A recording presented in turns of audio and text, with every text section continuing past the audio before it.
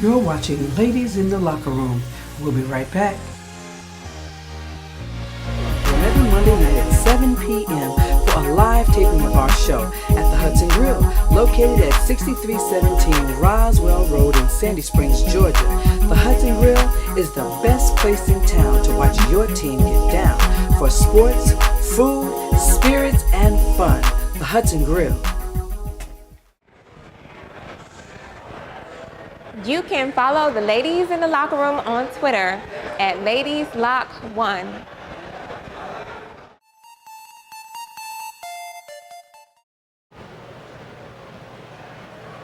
And we are back. Ladies and gentlemen, I have sad news. I heard today that All-Pro running back Tony Dorsett has been diagnosed with CTE. Now, if you don't know what that is, it's a neurological disease that a lot of athletes, football players, hockey players, and wrestlers are coming down with from constant blows to the head. Scientists are saying that that's how they got the CTE, is because of these blows to the head. So this week, the news came out that Tony Dorsett has it, and also Leonard Marshall, formerly of the New York Giants, and I'm told there are a few other players around the league.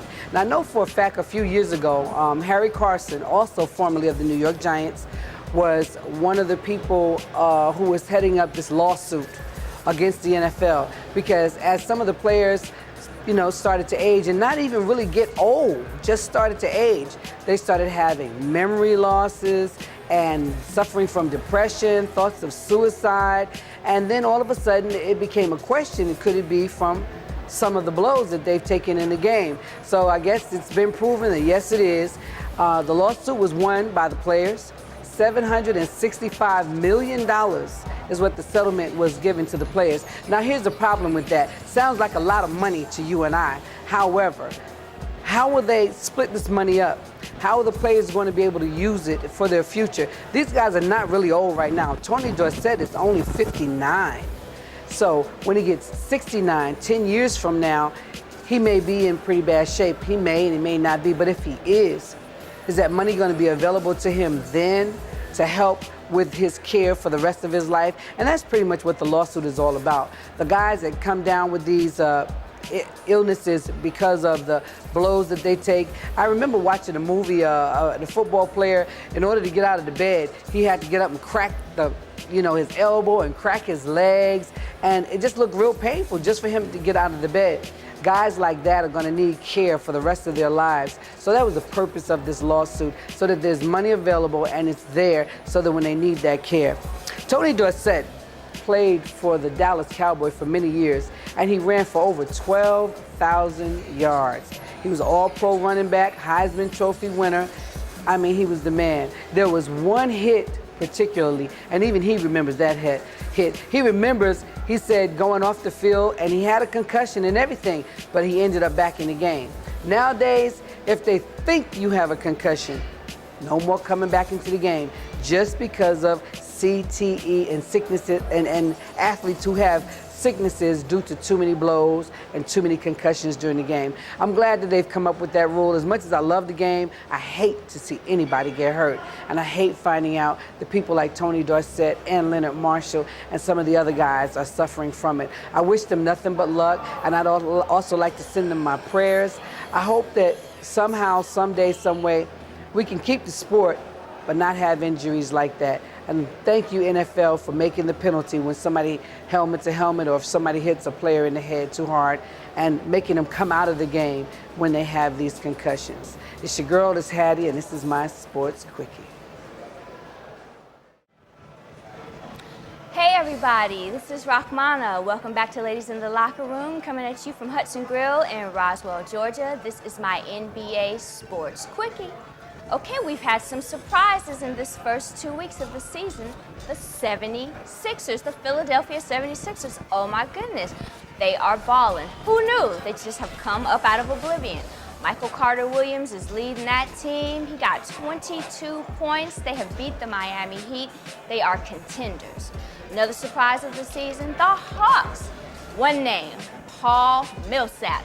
Thank you, Paul, for joining the Hawks. All of us ATLians are so happy to see the Hawks as a contender in this town. Again, he is shooting those long threes. He's helping in every way except for his free throws, but we are happy to have him. The Hawks are balling. They are at the top of the Eastern Conference right now. Oh my goodness, it's wonderful. Another surprise is Russell Westbrook's early return. You know, considering Derrick Rose and how long other people are taking, wow, he came back earlier, but he's being his usual beast self. I love him to death, hot temper and all. He got into it with the Nene at the Washington Wizards game. They had a little shoving match, but that's all right. He came out with about 21 points, I believe 12 assists, 7 rebounds. Him and KD are an unstoppable duo. I think KD got even better with Westbrook gone. So now wherever Westbrook is failing, KD is there to back him up. And so those are our surprises of the season. And of course, the one thing that we're not surprised is the Indiana Pacers, number 1 at the top, 7-0. Paul George, new emerging star. Gonna be so happy to watch him throughout the season. Now I want to do something that I'm gonna call Poor Baby. We have some sad stories going on as well. First of all, Utah Jazz, poor baby. 0-7, I don't know what's going on with them. They need to step it up. And poor baby to New York. What's going on in New York? The Nets and the Knicks are struggling at 2-4. The Knicks actually just called an all-player meeting, which is never a good sign. And let me just say, poor baby to Dwight Howard. Somebody hit him in the head with a basketball as he was coming off the court. Every time he got a hold of the ball, he got booed. But that's all right, because he didn't let it get to him. He's going to have the last laugh. He came out strong, playing his game. I think it's going to be all right. So the last thing I want to mention is we are watching the Miami Heat to see if they're going to make history and make it number 4 to the finals 4 times in a row. Only 2 other teams have ever done that, and that was in the mid-'80s. It was the Celtics and the Lakers. Is LeBron going to stay strong? Is D-Wade going to come back from that knee injury? They're both saying that they're aware they're not in the greatest shape and they need more conditioning. So we're just going to watch them throughout the season. The 76ers shut them down, but that's okay. I think they'll be back. All right, that's my report. That's my 5-minute or 3-minute quickie for this week. Thanks, everybody. I'm Rahmana, and we'll see you next time at Ladies in the Locker Room.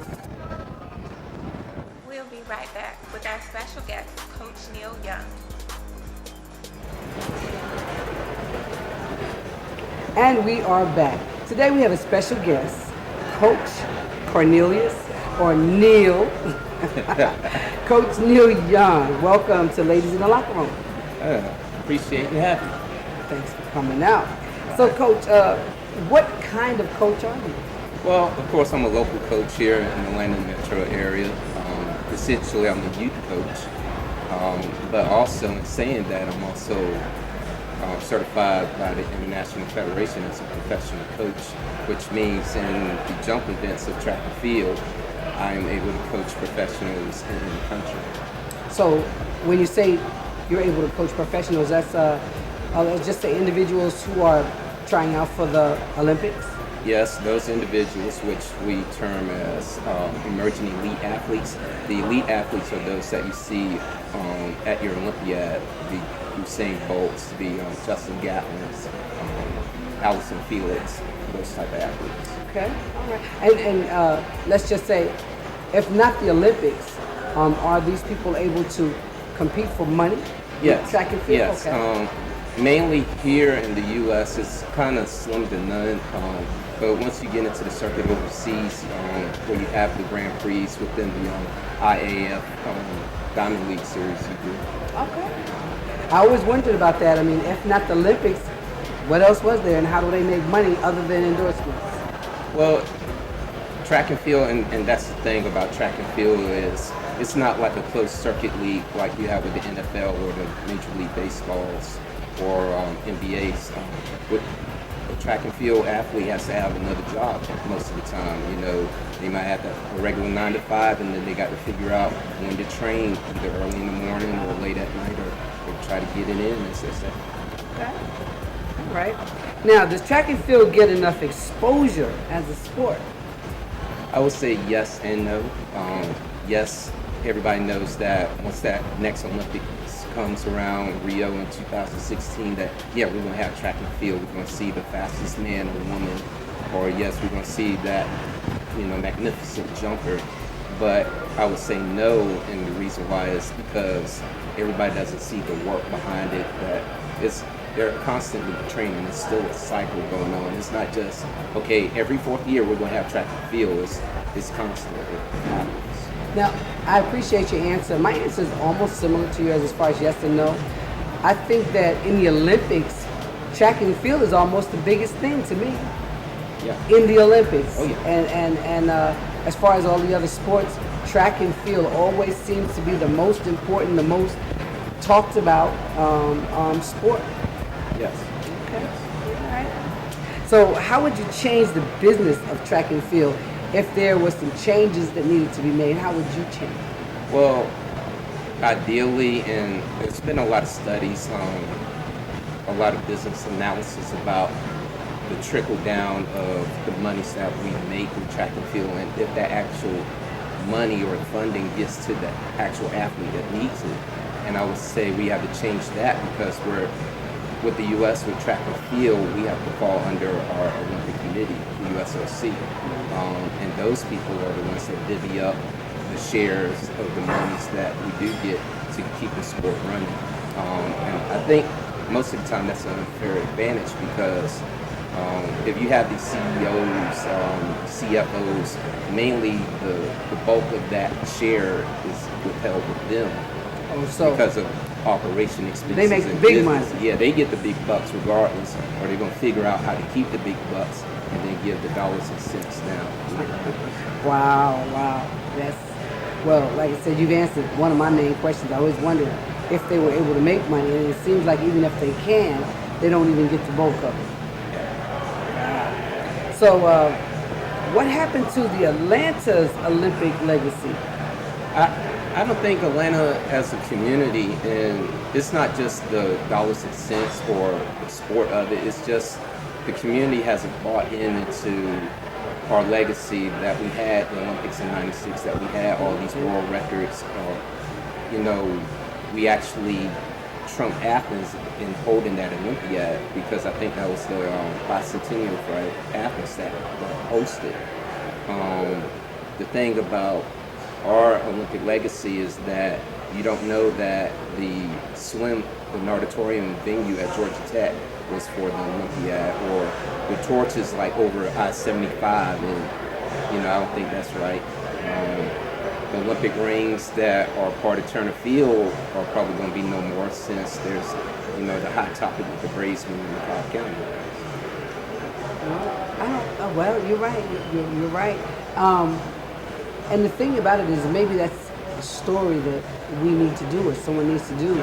The Olympics, as you say, were here in '96, and it was a big deal. And now there are a lot of little trinkets around town. And like you said, the whole works that they did at Georgia Tech. Mm-hmm. And that's exactly where some of the games were held. Yeah. But I could take you even further, all the way down 85 South, a little town called LaGrange, Georgia. Mm-hmm. They built a training facility for what? Yes. Track and field. Yeah, and there are numerous training facilities, and you just see the remnants of that. The facility in DeKalb County, it looks like a ghost town. It basically looks like the setup for, Friday the 13th movie or something. Wow. Like that. And I bet other countries don't do that. I bet the training facilities are still used as training facilities. Well, that's another thing too. A lot of them are in the same position, like I'd say Montreal back in the day, they were having problems with using their Olympic stadium, and they did have a baseball team that were tenants of it. But when they lost the baseball team, then that left it empty as well. So they have the same problems as well, but there are some nowadays that are, they have a better contingency plan to keep those facilities running. Wow. Well, this is a real good topic. Like I said, the winter games are getting ready to start. And then the summer games you said are going to be in Brazil? Yeah, Rio. In Rio. Now, are you going? I'm gonna try my best to. That's part of my goals. I don't say that I have goals as a tax to myself that something that I must do. So far with the track that I'm on and becoming a master's coach, to get to that Olympic level, it's more likely to happen. So do you know of or how many potential Olympic contestants are here in our Georgia, Atlanta area? Me and my buddy that's here, we were just discussing that, or get ready to discuss that, but I would say the state of Georgia always produces at least more than a third of the participants on the Olympic team. And that's not only track and field, but that's all of our Olympic sports. Really? That's cool. So let me tell you a secret. What's that? When I was a kid, I wanted to go to the Olympics. You still go. And guess what else? What's that? A runner. Okay, we'll work. No, I'm done. I won't be running. I'm lucky if I can get around the track right about now. I'm working on that. Okay. Just around the track a few times. I'm working on it. But no, when I was at night anyway. Okay. Well, thank you so much for coming out tonight and joining Ladies in the Locker Room. I really appreciate you. I hope that someone interested in track and field or someone interested in helping track and field can follow us. Can anybody follow you on Twitter? Or do you have a website? Yeah, how can people find you? I'm all over social media, LinkedIn. I have to be formal and use Cornelius. It's Cornelius Young there. Facebook, you look me up at Neil Young. On Twitter, Young Track Coach, or just look me up on Twitter again as Neil Young.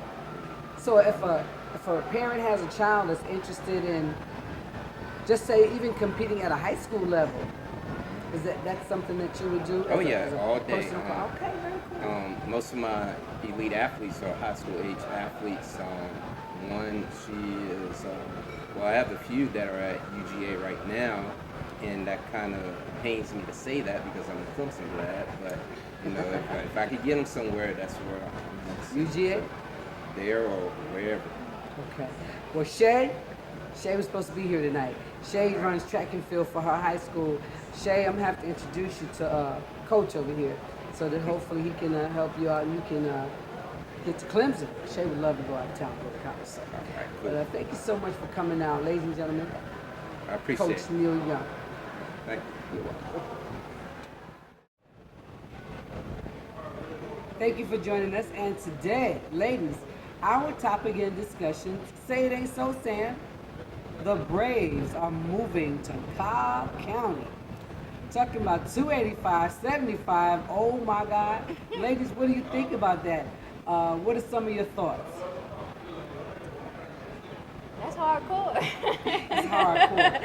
Now, let me tell you why I like it. I like it because most big cities like everything jammed into downtown. Mm-hmm. And of course, sometimes during the season there's a Braves game, a Falcons game, and a concert going on at the same time. Yeah. And downtown is gridlocked, locked, shut down, nobody can move. Yeah. Especially down by the Grady Curve and all that. So I like the fact that they're moving it out a little bit. And now you know what they did? They did a survey, they looked at the season ticket holders. And most of the season ticket holders don't live nowhere near downtown. They live out west and out north and further south. So what they're doing is they're following the money.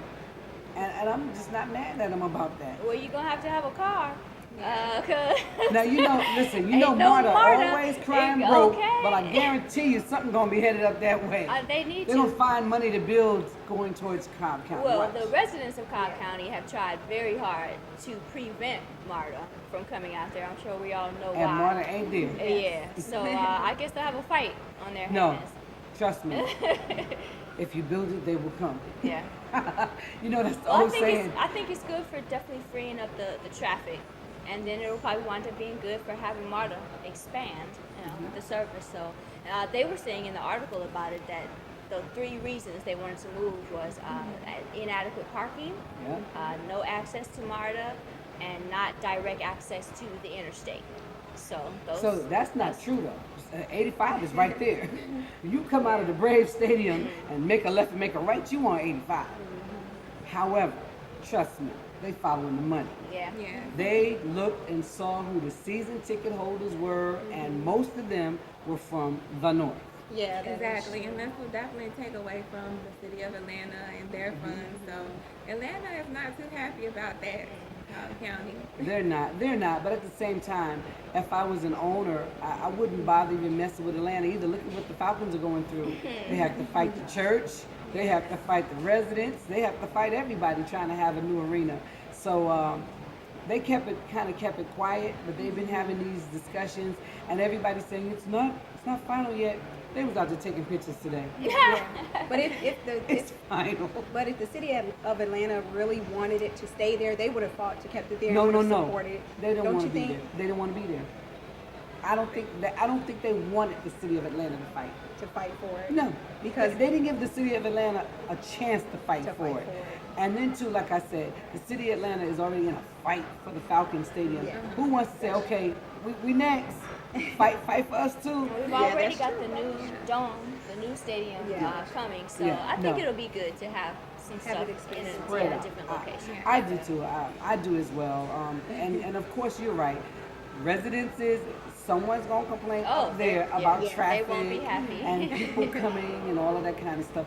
You know, you're never gonna find a perfect world where everybody's gonna be happy. So I think they'll say, you know what, lady, be quiet. You're bringing millions of dollars to Cobb County, so they're following the money. So I think it's gonna be pretty much a done deal. And it was funny watching the news today. They said here in the final hour that Mayor Kasim Reed said he may be able to find a few $100 million to help out. I'm like, really? Who finds a few $100 million to help out? Fine. At the last minute. At the last minute. Find me a few $100 million to help out. I just really don't think that it's even going to be a consideration. I think that they're pretty set. I'm pretty happy with taking it north. And Turner Field is in need of repair. It's It old. needs repair.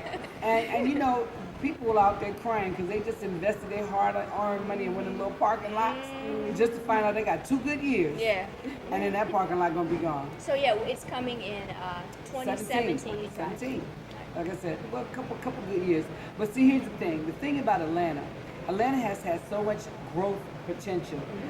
I mean, I'm not even worried about that little space. Next thing you know, they'll be knocking everything down, buying everything up, and building something out there. Because it is right off the interstate. That is It is convenient to getting into town and out of town, and not even having to be all the way downtown. And So then more businesses will probably pop up, more restaurants and retail stores and maybe a Atlanta is hotel. so rapidly growing. Yeah. Someone will see that space and say, well, you know, hey, let's do something with it.